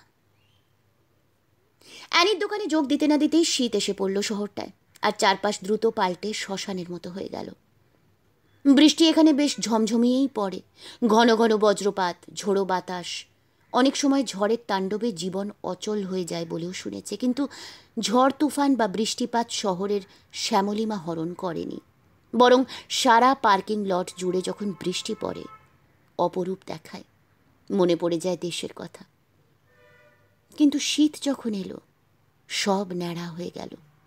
ফল ঋতুতে সব পাতার রং বদল অপূর্ব সুন্দর কিন্তু করুণ, কারণ ওই বেশ বদলের মধ্যে সম্পূর্ণ নিষ্পত্র হয়ে যাবার ইশারা আছে। হিন্দু যুবতী অকাল বিধবা হলে লোকে যেমন তার সিঁদুর ভরা স্মৃতির উজ্জ্বলতার দিকে দীর্ঘশ্বাস ফেলে তাকায়, এ যেন অনেকটা সেই রকম। পত্রহীন ফ্যাকাশে গাছগুলি ভুতুড়ে করে তুলল পরিবেশ। যেদিন আকাশ পরিষ্কার, ঝলমলে রোদ্দুর, উত্তাপন যন্ত্র চালানো ঘরে বসে মনে হয় বাইরেটা নিশ্চয়ই হবে খুব আরামদায়ক। কিন্তু বড়ই প্রতারক ওই নীল আকাশের উজ্জ্বলতা। বাইরে বেরোলেই টের পাওয়া যায় কি সাংঘাতিক হিম, যেন বরফের ছুরি চালাচ্ছে শরীরের খোলা জায়গায়। নাকটুকু বাদ দিয়ে সমস্ত ঢেকে রাখতে হয়। যেদিন মেঘলা থাকে কাচের মতো বরফের আস্তরণ পড়ে। খুব বেশি বরফ যেদিন পড়ল, আবাসনে প্রবেশের মূল ফটক 3 ফুট বরফে আটকে গেল। গাড়িগুলির ওপর সাদা বরফের কম্বল, গোটা পার্কিং লট সাদায় সাদা। অজস্র পেঁজা তুলো রাশি রাশি ছড়িয়ে দিয়েছে কেউ। ঘর থেকে এই দৃশ্য দেখে ভারী মজা পেল নিপারা। সত্যি তারা এসে পড়েছে আমেরিকা নামে দেশটায়। তার উৎসব ও প্রকৃতি নিজের করে নিচ্ছে। যেমন ভূত ও কুমড়োর উৎসব হ্যালোউইনে আবাসনের বাচ্চাদের সঙ্গে ভূত সেজে বিশাল থলে নিয়ে দুয়ারে দুয়ারে ক্যান্ডি চেয়ে বেড়ালো নিনা। দশাশই কুমড়ো 3খানা কিনে ছুরি দিয়ে কেটে ভূতের মুখ বানিয়ে সন্ধ্যা রাতে সেই মুখগহ্বরে বাতি জেলে দিল জয় অন্যদের দেখা দেখি। রঞ্জনের মনে হতে লাগলো বাচ্চারা খুব দ্রুত এই দেশের আদব কায়দায় অভ্যস্ত হয়ে যাচ্ছে। তার সন্তানেরা যেন তার থেকে সরে যাচ্ছে দূরে। ইদানিং ভাই বোন পরস্পর ইংলিশে বাক্যালাপ করে, এমনকি নিপার সঙ্গেও।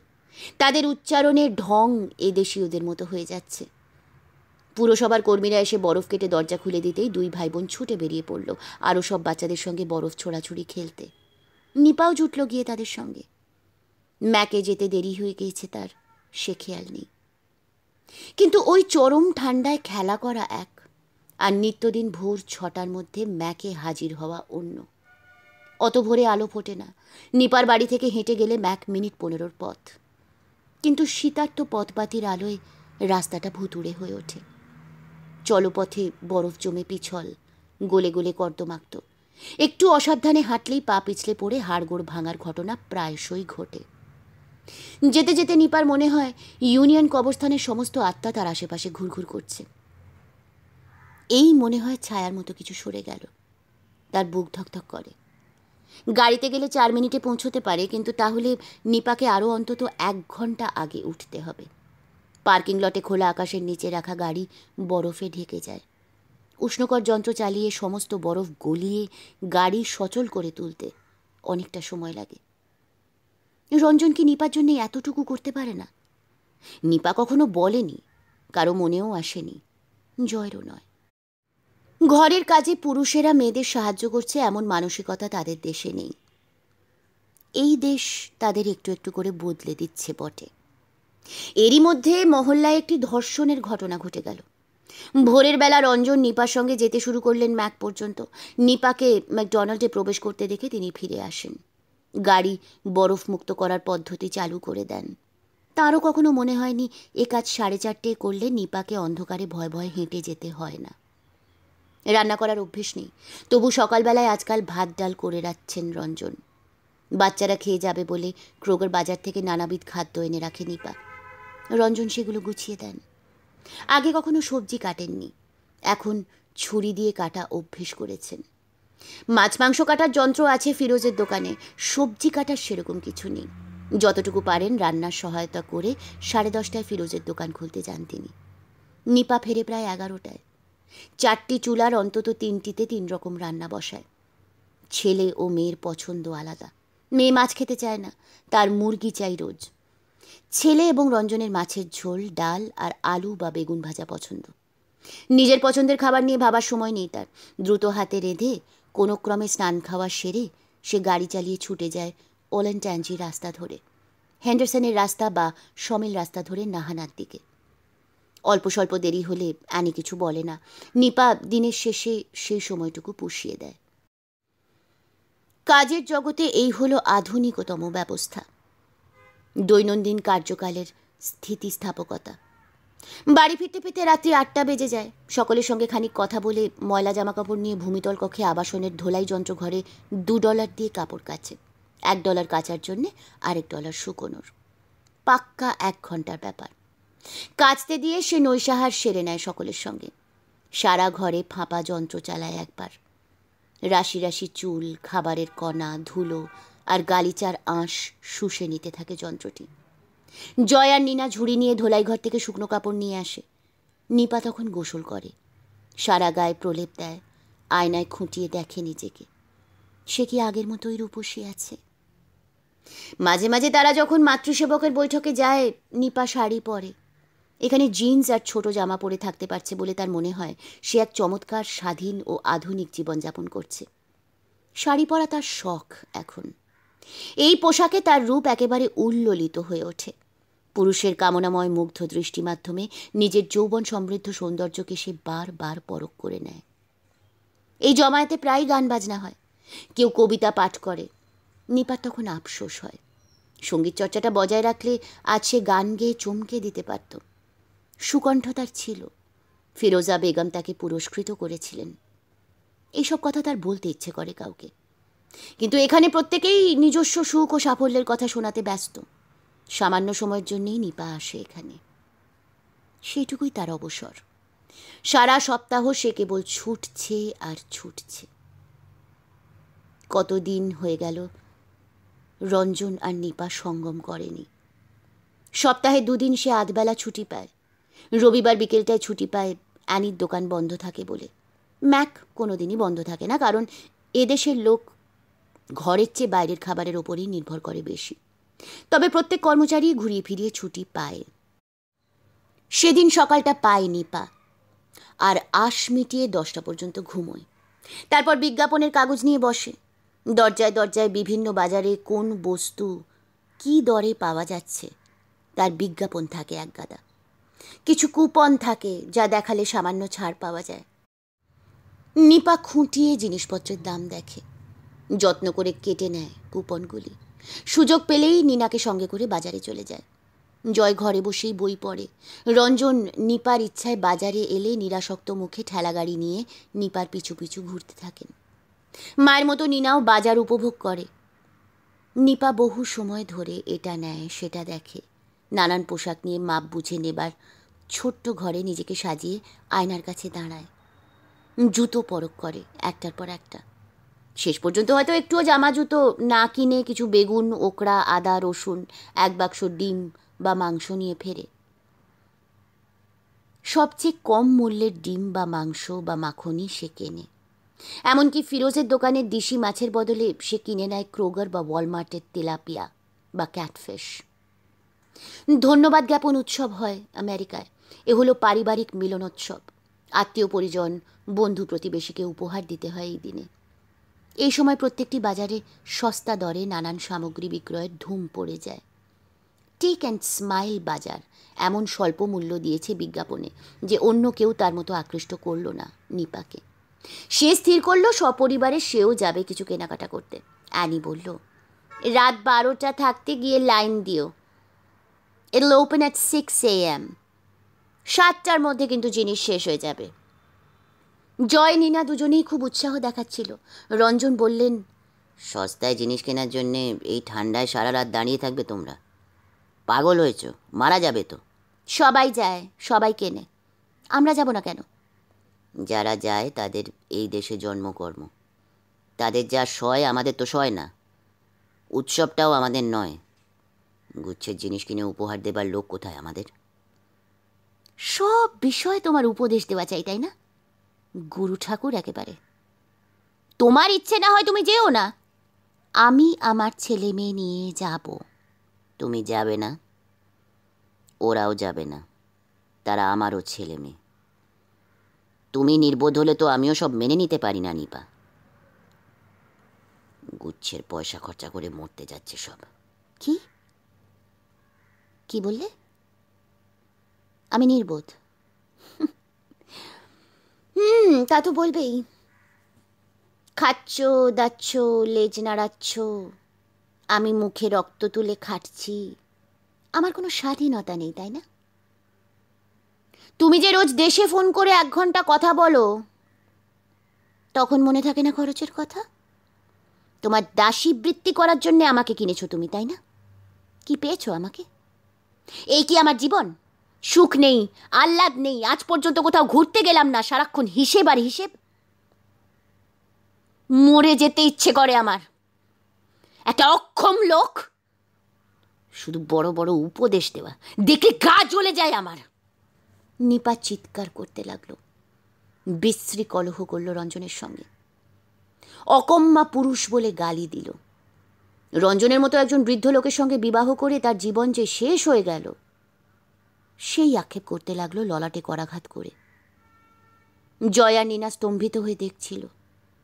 রঞ্জন কোনো কথার জবাব দিচ্ছেন না। নীনা বাবার কোলে বসে গলা জড়িয়ে কেঁদেই ফেলল। জয় গম্ভীরভাবে বলল, মা তুমি থামবে?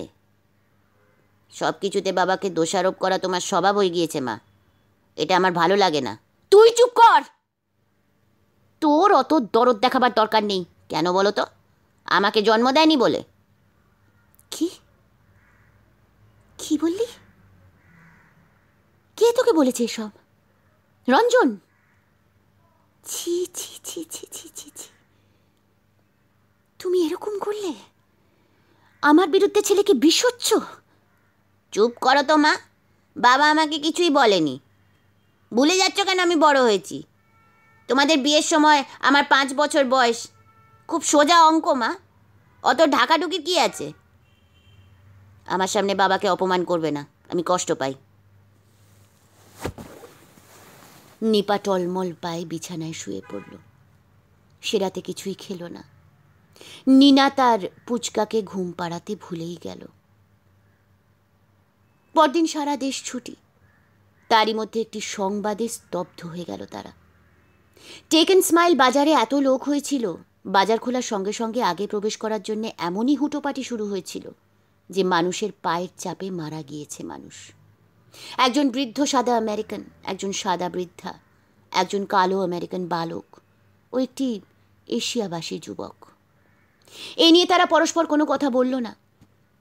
তাদের স্বপ্নের দেশ আমেরিকার মানুষও সস্তায় জিনিস পাবার কাঙালপনায় এমন উদ্বেল হতে পারে, পদপিষ্ট হয়ে মরতে পারে, তাদের দেশের মতোই। এই কথা আলোচনা করতেও তাদের লজ্জা হলো। শীত গেল, বসন্ত এলো, আবার গ্রীষ্ম, বর্ষা, আবার পাতা ঝরার ঋতু। একই ছন্দে, একই গতিতে, একই কলহ ও অশান্তির মধ্যে দিয়ে পার হয়ে গেল 3 বছর। একদিন জয়ের সঙ্গে সে এলো। কল্লোল, কালো, লম্বা, মিষ্টি দেখতে, সুন্দর স্বাস্থ্য, হাসি খুশি, কিন্তু মোটেও প্রগল্ভ নয়। বয়স বড়জোর 25-26।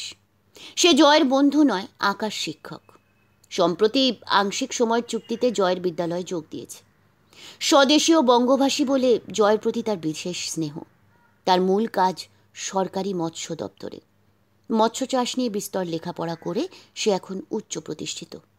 ছবি আঁকা তার নেশা। কল্লোলকে সকলের ভালো লাগলো, সবাই বলল আবার এসো। সে আবার এলো মাছের প্যাকেট নিয়ে। নিপাকে বলল, রেঁধে খাওয়াবেন। জয় আর নীনার সঙ্গেই সে সময় কাটায়, প্রায় রোজই আসে। সে যে আসে, আসবেই, তা এই পরিবারের নিয়ম হয়ে দাঁড়ালো। রঞ্জন দেশ ছেড়েছেন 4 বছর হলো। কলাম্বাস শহরে বসে দেশের সমস্ত খুঁটিনাটি খবর তিনি সংগ্রহ করেছেন। এমনকি নিতার সঙ্গেও নিয়মিত কথা হয়, নিতার নানাবিধ স্বাস্থ্য প্রকল্প নিয়ে। আবার একটি রাজনৈতিক পট পরিবর্তনের মুখোমুখি হতে চলেছে তার দেশ। এই সময় তার দল তাকে চায়। নিপা, দলের কাজের জন্য আমার দেশে যাওয়া প্রয়োজন। তারা আমাকে ডাকছে। কতদিনের জন্য তা আমি জানি না নিপা। এখানে ছেলে মেয়ে নিয়ে একলা থাকবো কি করে আমি? ছেলের 16 বছর বয়স হয়ে গেল নিপা, সে এখন সাবালক। তোমার ভয় কি? আমার নিনামা 10 বছরের হয়ে গেল, কেমন চমৎকার হিপ হপ নাচ করে, কল্লোল নিয়মিত আসে। তোমার চিন্তা কি?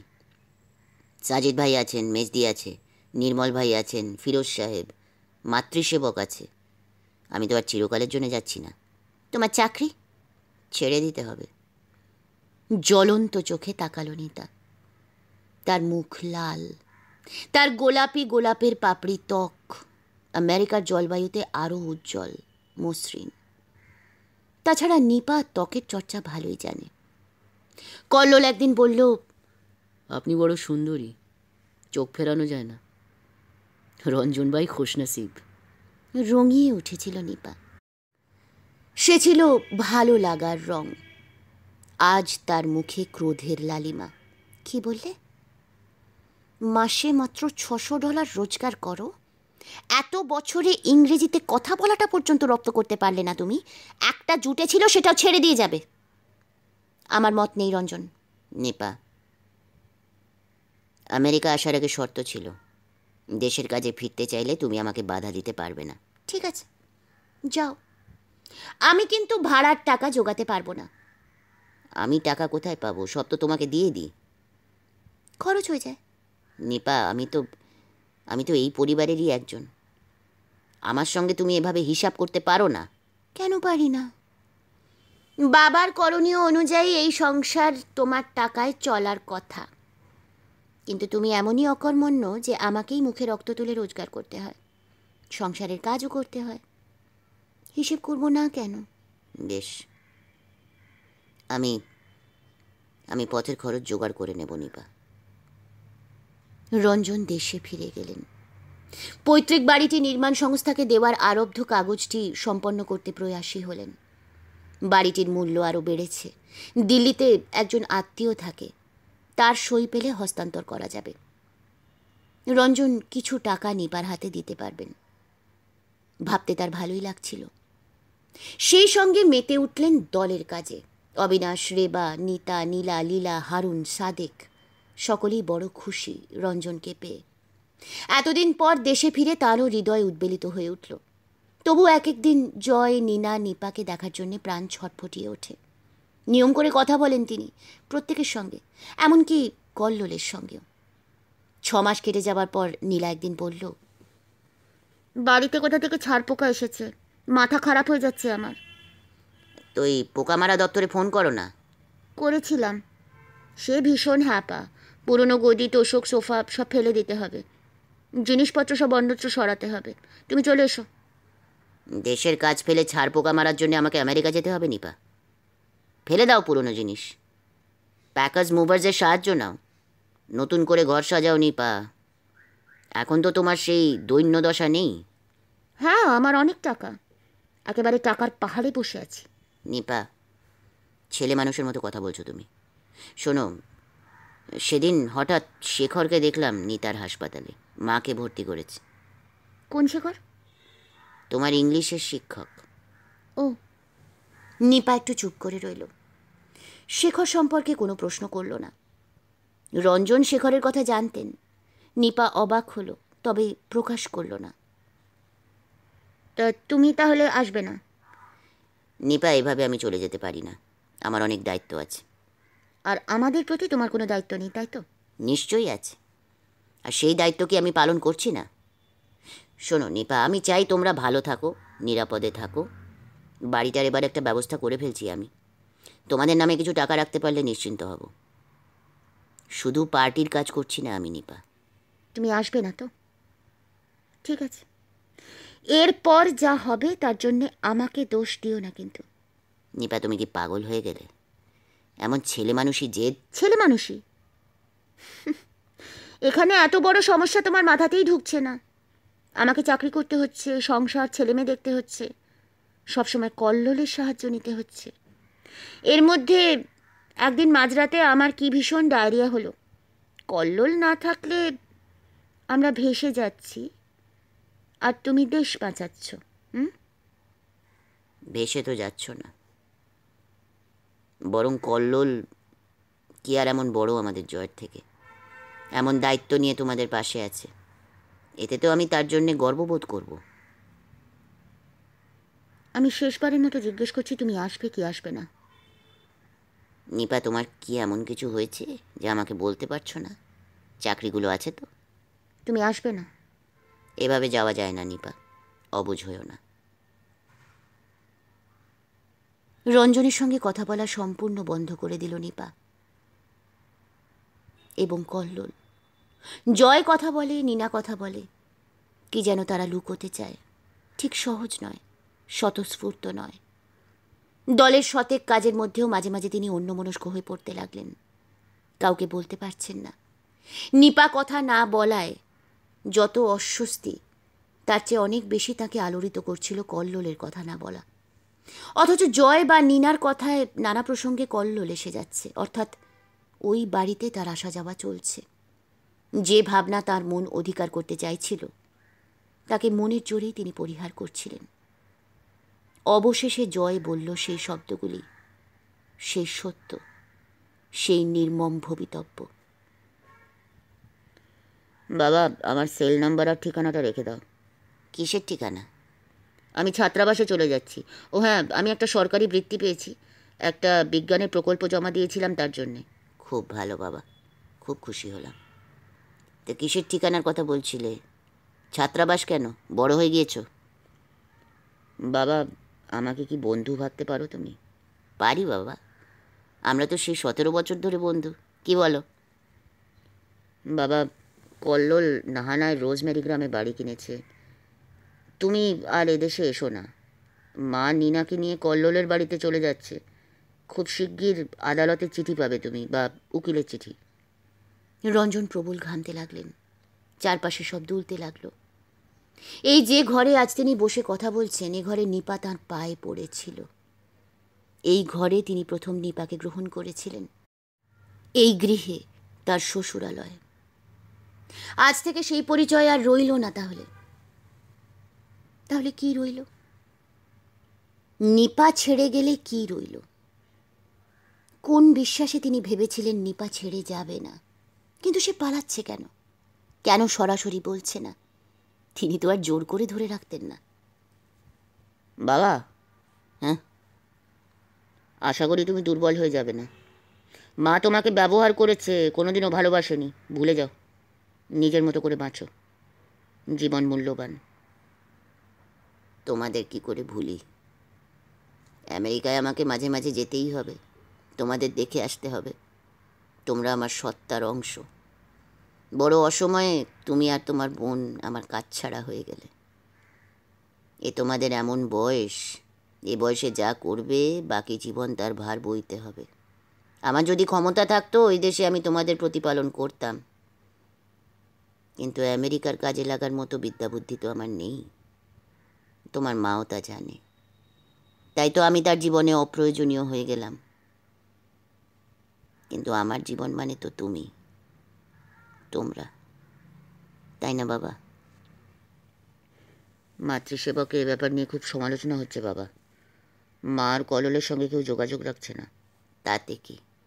আমি তো তাকে ছাড়িনি, আমি তো অন্যায় করিনি। আমার কিসের লজ্জা? তুমি ভালো থেকো, বোনকে দেখো। বৃত্তি কতদিন পাবে? 2 বছর। ভেবো না, চালিয়ে নেব। কিন্তু কল্লোলকে পিতৃস্থানীয় ভাবা আমার পক্ষে অসম্ভব বাবা। আরও কি জানো, এদেশে হরিণেরা যতখানি নিরাপদ বলে জানতাম ততখানি আসলে নয়। কারণ এদেশের লোকের কাছে আগ্নেয়াস্ত্র থাকে। এই কথা কেন বলছো? বুঝলাম না। আমাদের বাড়ির কাছে উইলস বিথিকা রাস্তাটা মনে আছে তো, যেখানে পরপর 3টে আপেল গাছ ছিল? ওই রাস্তায় একটা কালো আমেরিকান পরিবার থাকে। মহিলাটি তার গ্যারেজ খুলে কোনো কাজ করছিলেন, তখন সন্ধেবেলা একটা হরিণ পরিবার ওখানে এসে গিয়েছিল। ওই মহিলার কি মনে হলো তিনি প্রথমে বড় শিঙালটাকে বেলচা ছুঁড়ে মারলেন? ওরা ভয় পেয়ে দিশেহারা হয়ে গিয়েছিল। তিনি তখন বন্দুক নিয়ে প্রত্যেকটাকে গুলি করে মারলেন। একটুও মায়া দয়া হলো না।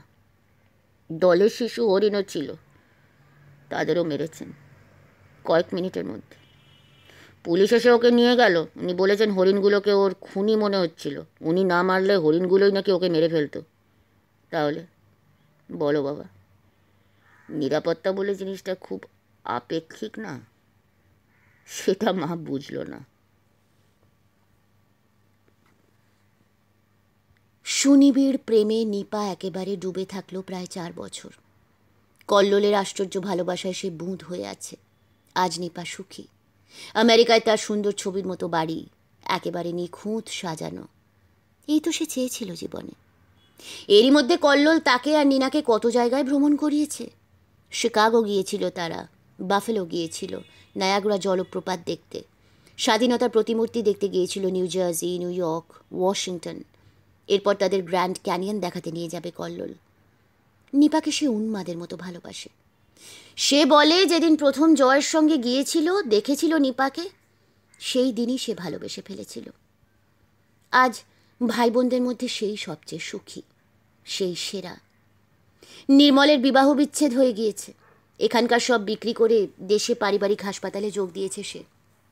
নিতা, নীলা কেউ বিয়েই করল না, জানলই না জীবন কি, প্রেম কত মধুর, মাতৃত্বের স্বাদ কি অসামান্য।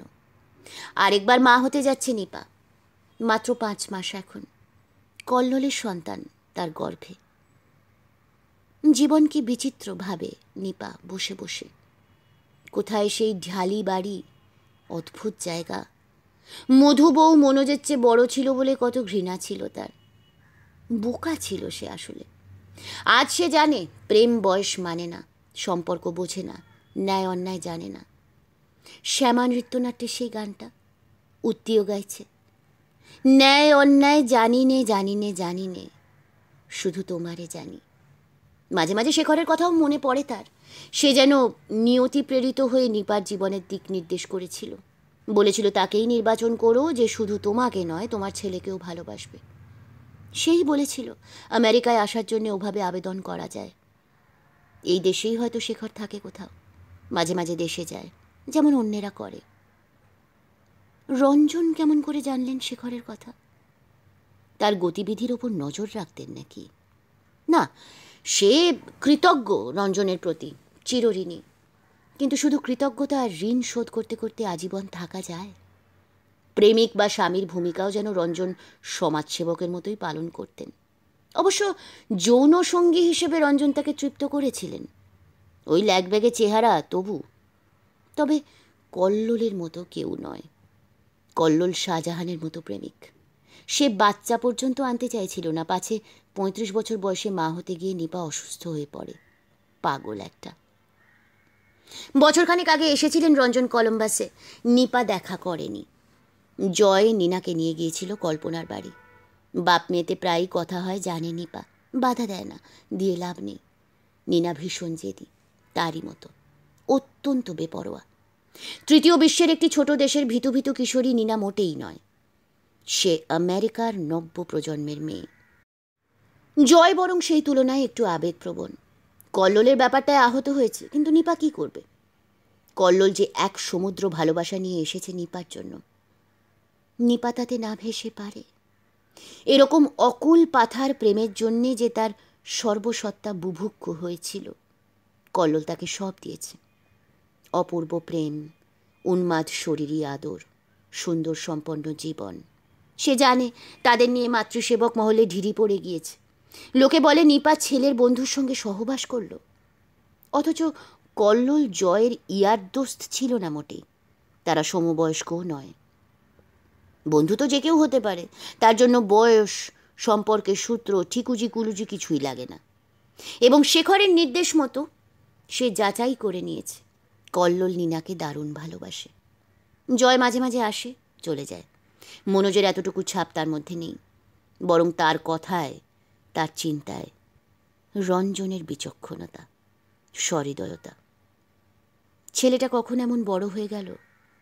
নিপা টেরই পেল না। সে যখন জানল নিপা রঞ্জনকে ছেড়ে কল্লোলকে বিয়ে করতে যাচ্ছে, কোনো কটূক্তি বা উষ্মা বা ক্ষোভ প্রকাশ করেনি। বলেছিল, তুমি বাবাকে অনেক আগেই বাতিল করে দিয়েছিলে মা, ও দেশে থাকতেই। কেউ না কেউ এসেই যেত তোমার জীবনে। আমাকে কিন্তু ও বাড়ি গিয়ে থাকতে বলো না। দৃঢ় এবং পরিষ্কার মতামত। রঞ্জন দেশে চলে যাবার পর একদিন সে ভয়ে উৎকণ্ঠায় পাগল হয়ে গিয়েছিল। জয় গিয়েছিল বিদ্যালয়ের মাধ্যমিক স্তরের ছাত্রছাত্রীর জন্য আয়োজিত একটি বিজ্ঞান প্রকল্প প্রতিযোগিতা ও সম্মেলনে শিকাগোয়। নিপা অ্যানির দোকানে এসেছিল। তার শরীরটা ভালো ছিল না, কোমরে একটা ব্যথা, সে একটু কম কাজ করছিল। তখন অ্যামান্ডা এলো দোকানে, পুরনো খদ্দের। নিপার কাজ পছন্দ করে, ভালো টিপ দেয়। বিশাল বড় ও দামি গাড়িতে আসে অ্যামান্ডা। সেদিন সে একটা গাঢ় নীল পোশাক পরেছিল, খুব সুন্দর দেখাচ্ছিল তাকে। নিপা বলল, অ্যামান্ডা ফিকে হেসে বলল, এই পোশাকটা আমার মেয়ে পছন্দ করে কিনেছিল অলমোস্ট 6 years ago। এই দিনে আমি এটা পরি, এখান থেকে সেজে গুজে I'll go to my daughter। ও আজ বুঝি মেয়ের জন্মদিন? কোথায় থাকে সে? নো, আজ তার মৃত্যুদিন। I'm going to go to the cemetery। 5টা থেকে 7টা পর্যন্ত থাকবো, তারপর কবরস্থানের ফটক বন্ধ হয়ে যাবে। আমি বাড়ি গিয়ে মোমবাতি জেলে মেয়ের ছবি দেখব। আই এম সরি অ্যামান্ডা, আমি বোধহয় তোমাকে কষ্ট দিলাম। নট এট অল নিপা, কোনো কষ্টই আমাকে স্পর্শ করে না। আর দেখো কেমন সাজগোজ করি, চাকরি করি, খাই দাই, পছন্দের পুরুষ পেলে সঙ্গমও করি। শুধু রাতে ঘরে বাতি জ্বালি না, মোমবাতি। কত বয়স হয়েছিল তার? She was only 7। বর ছেড়ে চলে গেল। মেয়েটা স্কুল থেকে ফিরে কার কাছে থাকবে? এক কলেজে পড়া ছেলে আংশিক সময়ের জন্য কাজ খুঁজছিল। সে আমার মেয়ের দায়িত্ব নিল। 2টো থেকে 6টা। আমি আগেই ফিরতাম। একদিন বুঝলে, বাড়ি ফিরে দেখি the door is closed, nobody is home. ডাকলাম, সাড়া নেই। আমার চাবি বার করে ঢুকলাম ঘরে, দেখি সে পড়ে আছে বিছানায়, রক্ত শুকিয়ে আছে গায়ে পায়ে চাদরে। মরে গেছে আমার 7 বছরের মেয়ে। ফুলের মতো নিষ্পাপ মেয়েটা আমার, তার রক্ষক তাকে ধর্ষণ করে পালিয়েছে। I went completely mad, absolutely insane। সেই সময় জেফ এলো আমার লাইফে, খুব ভালোবেসে আমাকে সুস্থ করে তুলল। কিন্তু নিপার অসুস্থ লাগছিল। অ্যামান্ডার বাকি কথা তার কানে যায়নি। তার প্রচণ্ড ভয় করছিল। অ্যামান্ডার কাজ সারা হয়ে গিয়েছিল।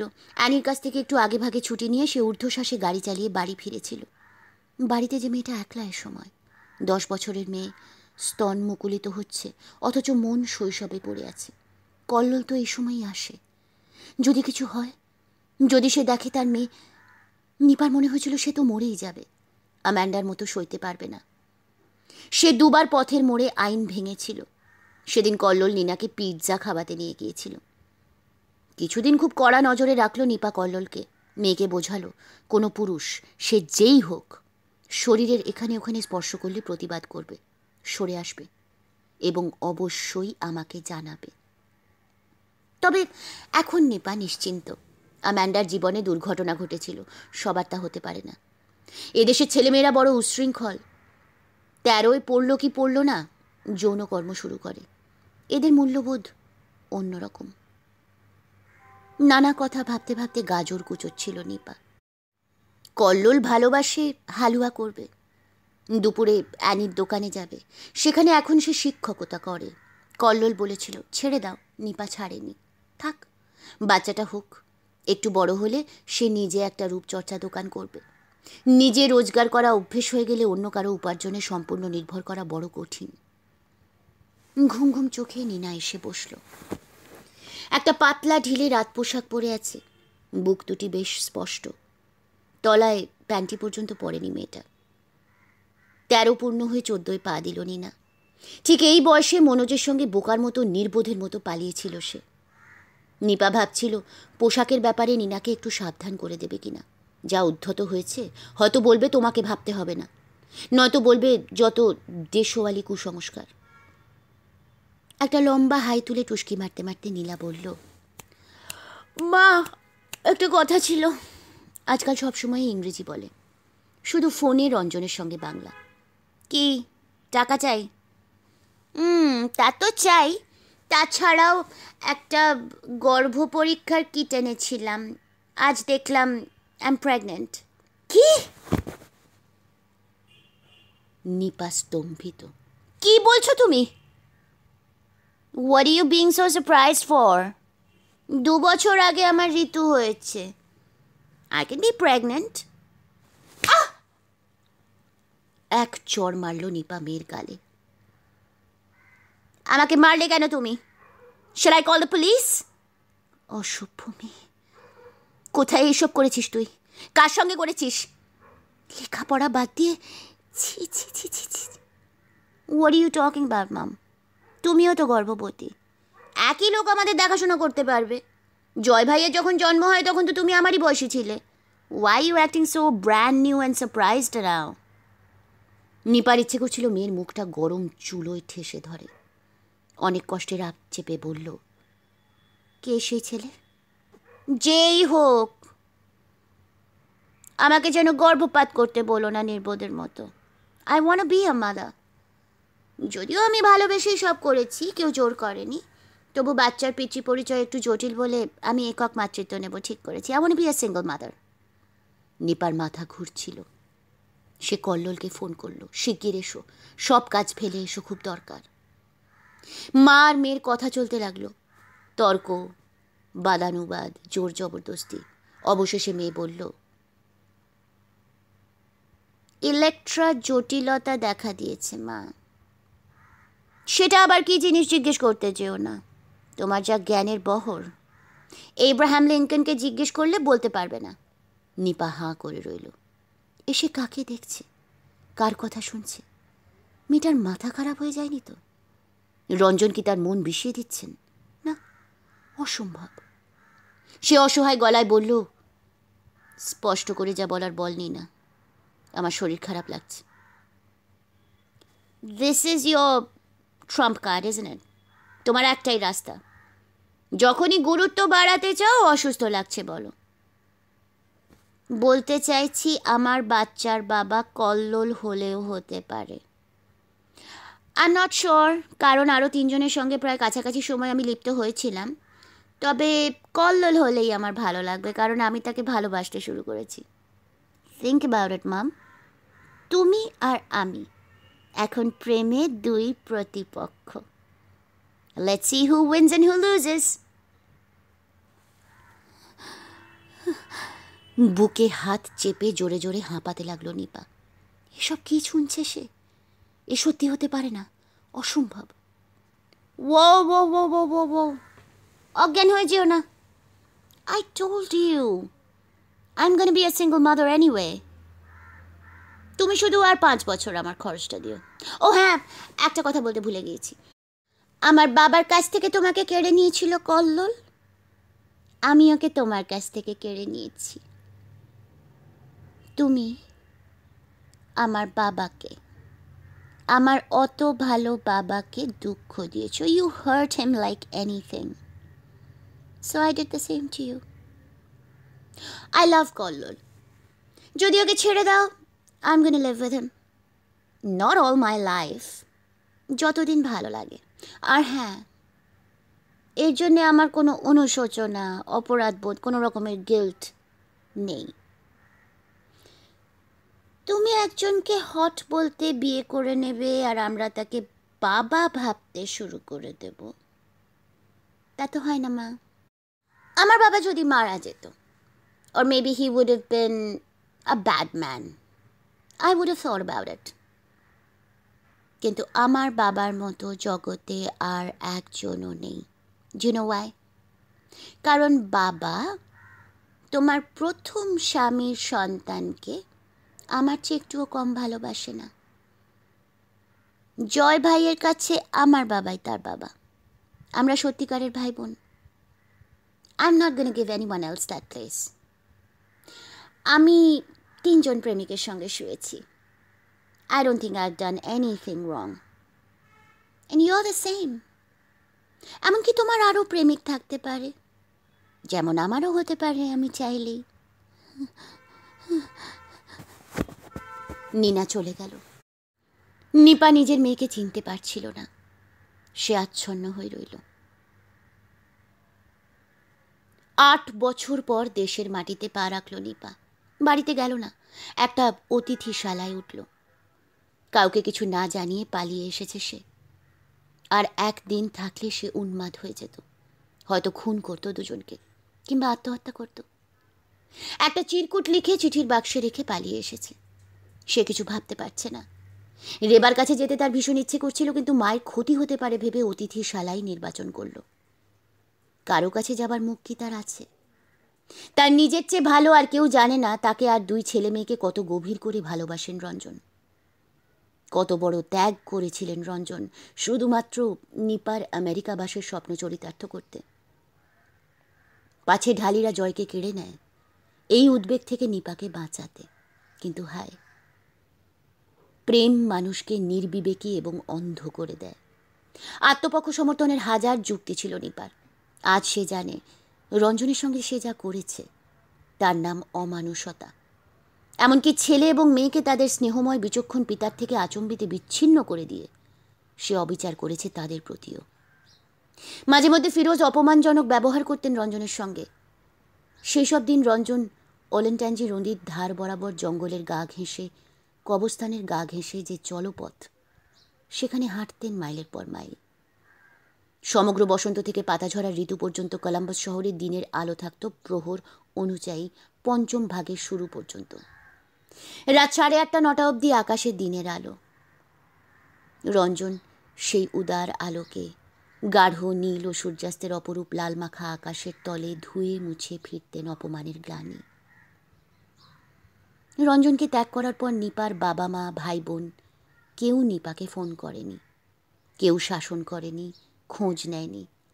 মনোজের সঙ্গে পলায়নের পরেও তারা তাকে ক্ষমা করেছিলেন এবং তারা মৌন রইলেন।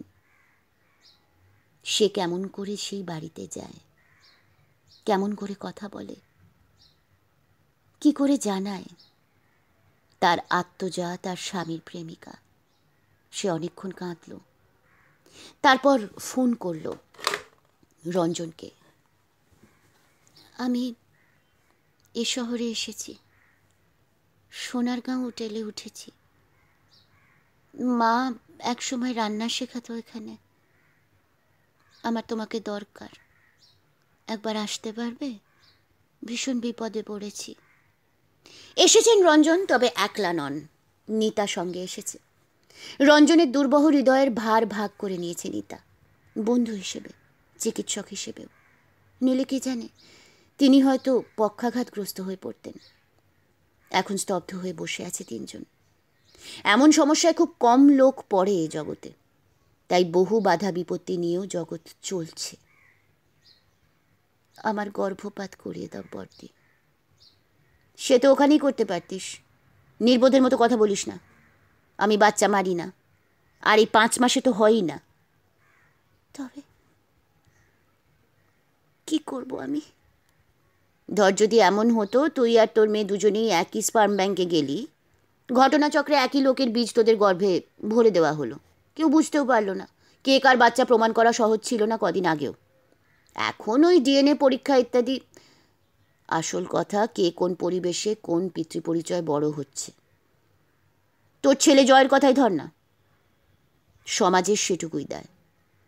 আর আমাদের মানবিক দায় একটি মানব শিশু পৃথিবীতে আনা, সুস্থ শিশু, আর কিছু নয়। তাহলে কল্লোলকে ছেড়ে দে। ওই ছোট্ট মেয়েটা যে সাহস দেখাতে পারলো, তুই পারবি না? ও যদি এই বয়সে, এই 14তে একক মাতৃত্বের জন্য মনে মনে তৈরি হয়, তুইও পারবি। সমাজ বদলাচ্ছে নিপা, পরিবারের সংজ্ঞা বদলাচ্ছে। আর কল্লোল তো তোকে ভালোবাসে না, শ্রদ্ধা করে না, তাহলে এমন করতো না। আর নীনা এখন বয়ঃসন্ধির শিকার, ঠিক তোর মতো। আসল কথা, শেষ পর্যন্ত পড়ে থাকে সন্তানের অস্তিত্ব, একটা মানুষ বড় করার আনন্দ, তাই না? একক মা তার সন্তানের পিতার নাম জানে, জানতে চায়। নিতা ঠিকই বলেছে, সমাজ তা চায়। আমার সঙ্গে থাকতে হবে না নিপা। মেয়ের জন্য কল্লোলকে তুমি ছেড়ে দাও। এটাই তো আমার ভয় ছিল। তারা এই প্রজন্মের মেয়ে, অনেক আলাদা। সে যখন ফোন করে কথা বলে আমার সঙ্গে, কয়েকবার বলেছে, বাবা তোমার সঙ্গে যে অন্যায় হয়েছে আমি তার শোধ নেব। আমি তাকে অনেক বুঝিয়েছি, ফল হয়নি। সমাজ কিছু নিয়মকানুন বেঁধে দিয়েছে, তার কতক আমরা ভাঙতে পারি, কতক রাখতে হয়। আমি কল্লোলের সঙ্গে কথা বলবো, মেয়ের সঙ্গেও বলবো, তারা কি চায় দেখব। একটা 14 বছরের মেয়ের কী বিচারবোধ। তার পক্ষে মাতৃত্ব এখন কতখানি ক্ষতিকর, তার শরীরের পক্ষে, মনের পক্ষে, জীবনের পক্ষে তাকে বোঝাতে হবে।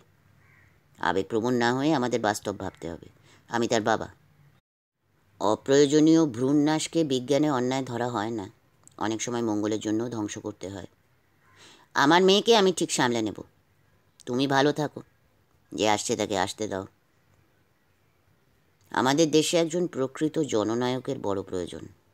হয়তো সে তোমারই গর্ভে আছে, কে বলতে পারে।